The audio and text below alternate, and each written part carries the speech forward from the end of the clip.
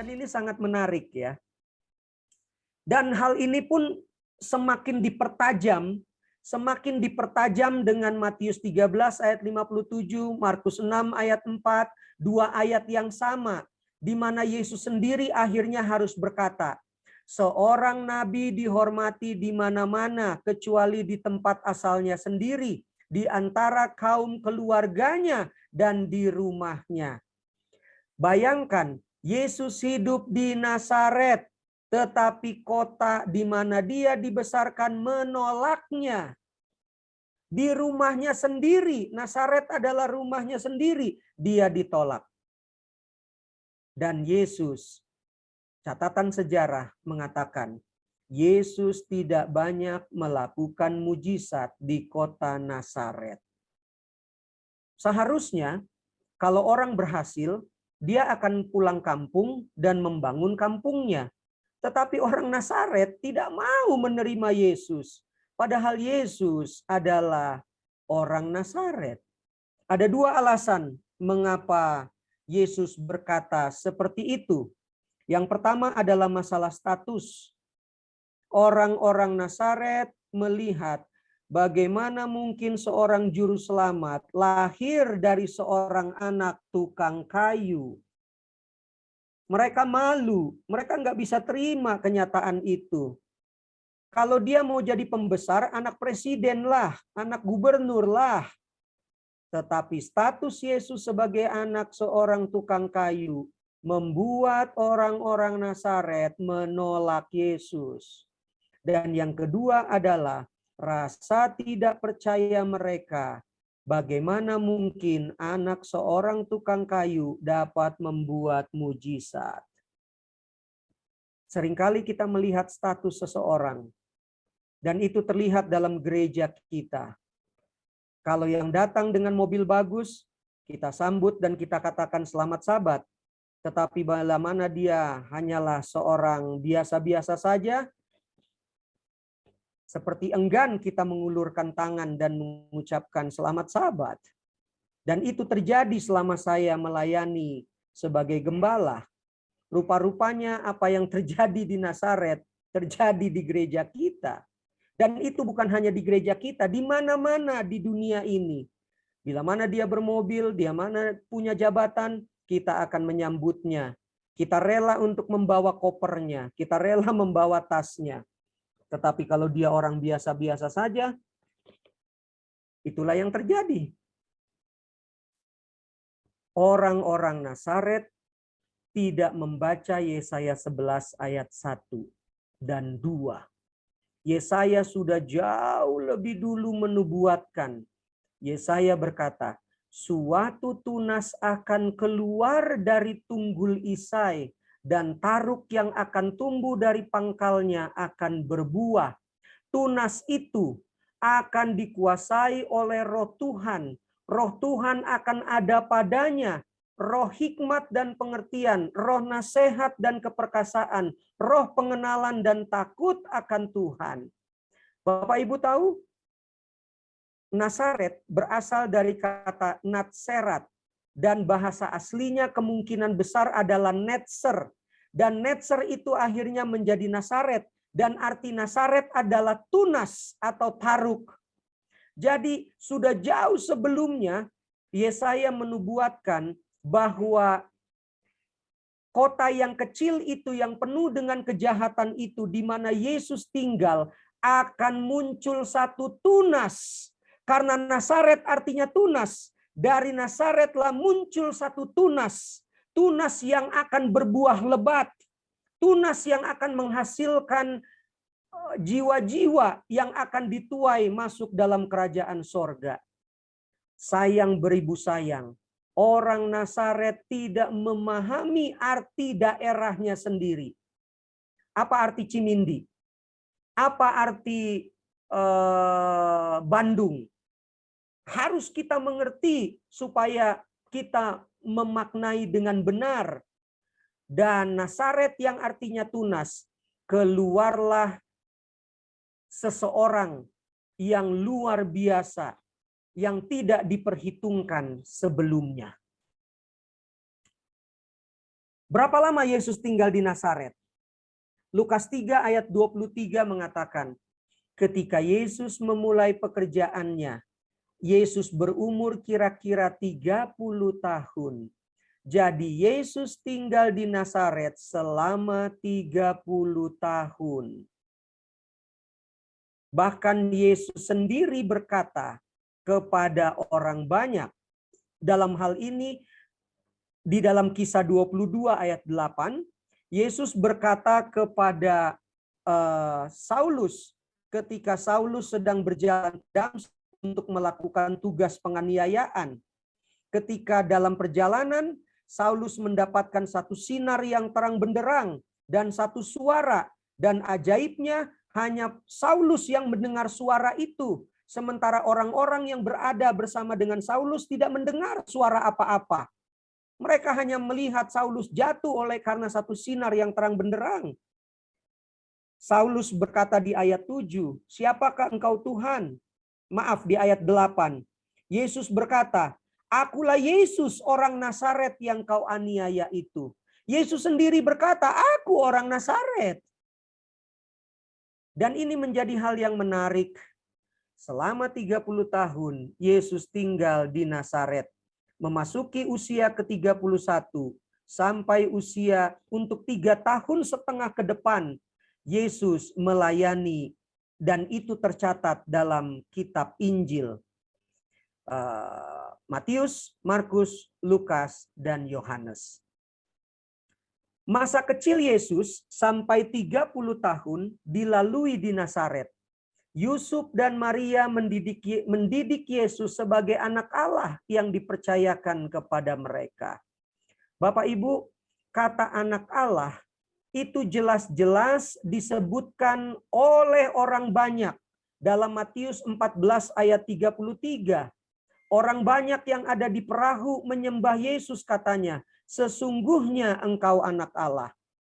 Dan bahkan Markus 3 ayat 11, roh-roh jahat yang kita kenal dengan nama setan atau iblis, mereka jatuh tersungkur di hadapan Yesus dan berteriak, engkaulah anak Allah. Jadi Yesus dari kecil sampai usia 30 tahun berada di Nazaret. Dan dia adalah anak Allah. Lukas 2 ayat 52 dengan tegas mengatakan, dan Yesus makin bertambah besar, itulah fisiknya. Yesus bertambah hikmatnya, itulah mentalnya. Yesus bertambah besar dalam hal spiritualnya.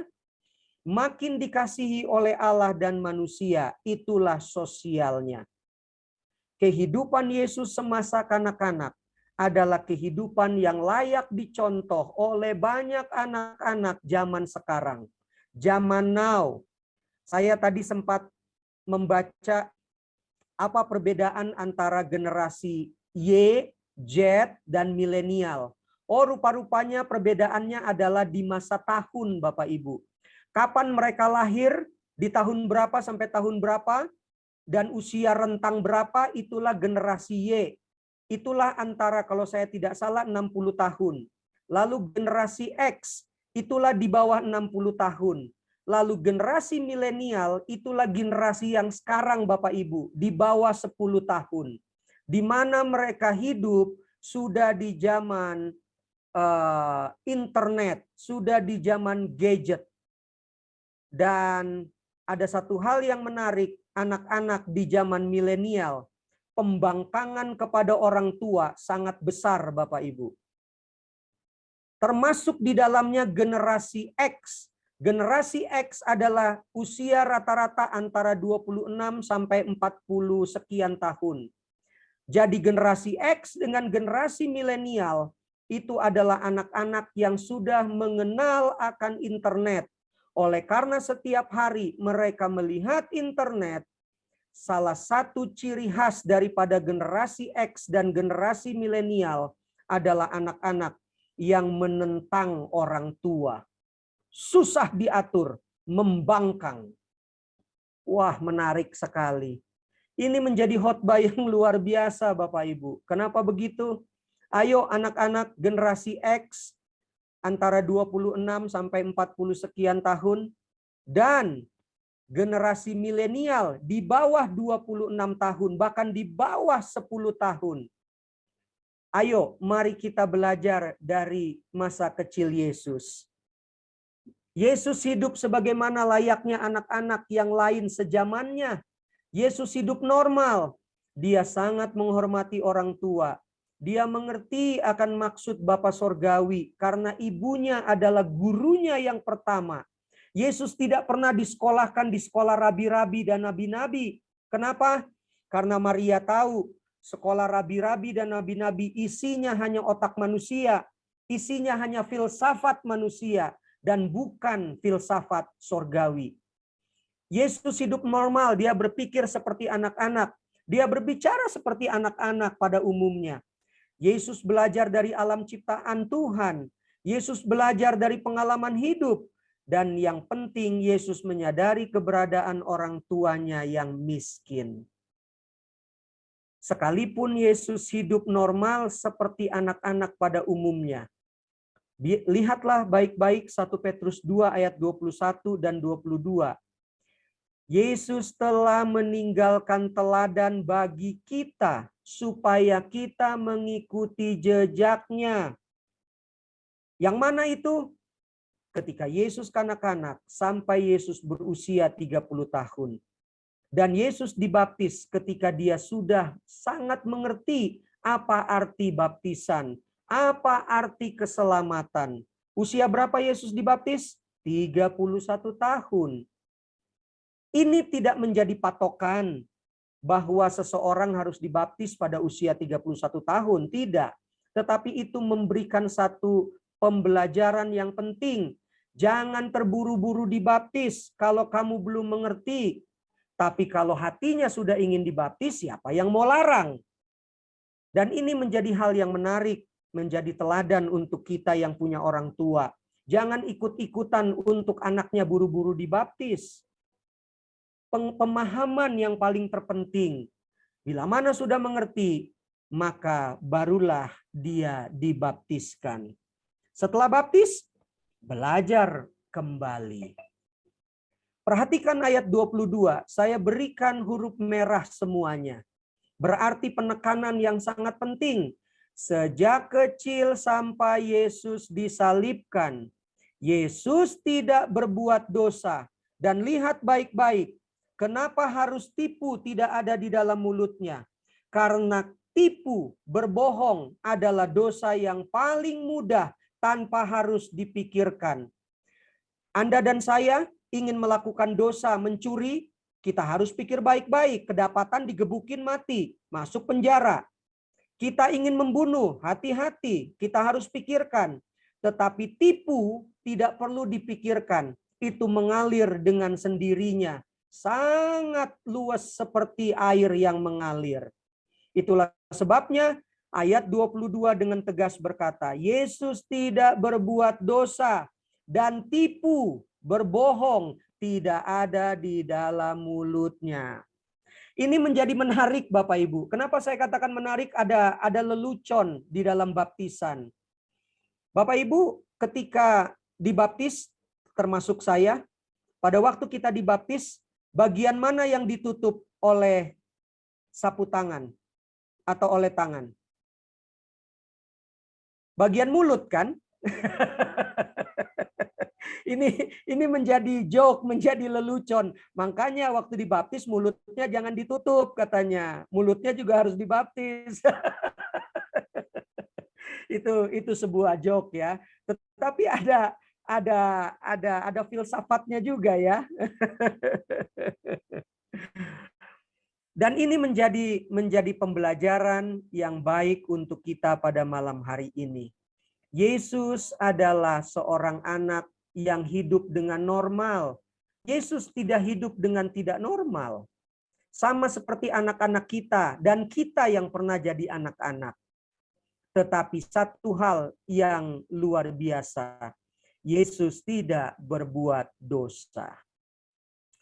Alfa Omega jilid 5 halaman 62 mengatakan, Kristuslah satu-satunya orang yang tidak berdosa, yang pernah tinggal di dunia ini. Namun hampir 30 tahun lamanya ia hidup di antara penduduk Nazaret yang jahat. Kenyataan ini merupakan suatu teguran bagi orang-orang yang mengira bahwa mereka bergantung pada tempat, nasib, atau kemakmuran agar dapat hidup dengan tiada bercacat. Pencobaan, kemiskinan, kemelaratan justru merupakan disiplin yang diperlukan untuk mengembangkan kesucian dan keteguhan. Bapak Ibu, keberadaan kita,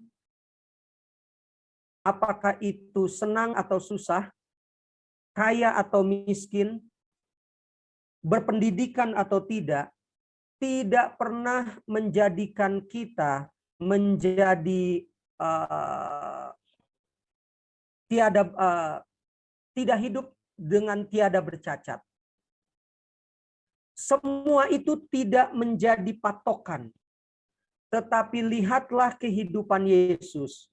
Dia hidup dalam kemiskinan. Ayahnya hanya seorang tukang kayu. Kalau saya gunakan gaya bahasa, berapalah gaji seorang tukang kayu pada saat itu? Jelas-jelas Yesus adalah anak yang miskin. Dilahirkan dalam keluarga miskin. Tetapi itu tidak membuat Yesus mengemis. Tidak membuat Yesus mempunyai karakter yang tidak baik. Yesus sangat mendengar kata-kata gurunya, yaitu ibunya. Halaman 63-64. Kanak-kanak Yesus adalah sebagai tukang kayu yang bekerja dengan tangannya sendiri. Yesus membantu kedua orang tuanya. Pakaian Yesus sederhana namun menunjukkan tabiat yang agung. Pekerjaan tukang kayu adalah berkat baginya. Bapak Ibu, pekerjaan adalah berkat. Apapun pekerjaan itu selama halal, mari kita lakukan dengan sukacita. Jangan malu karena menjadi pedagang. Jangan malu karena menjadi nge-grab, Gojek, ya. Yesus hidup dalam susah dan tahu mengatasi kesusahan. Dengan demikian Yesus tahu kesusahan manusia dalam dunia ini. Perkataannya menghibur dan menguatkan orang yang sedang susah. Dan satu hal yang menarik, selama tinggal di Nazaret, Yesus tidak pernah menggunakan kuasa sebagai anak Allah, dan begitulah seumur hidupnya. Sampai Yesus mati dan dibangkitkan, Yesus tidak pernah satu kali pun menggunakan kuasa bahwa dia adalah anak Allah. Dia tidak pernah berkata, simsalabim, atau jadilah. Tidak. Dia selalu bergantung kepada Bapa Sorgawi. Yesus adalah contoh anak yang patut untuk diteladani.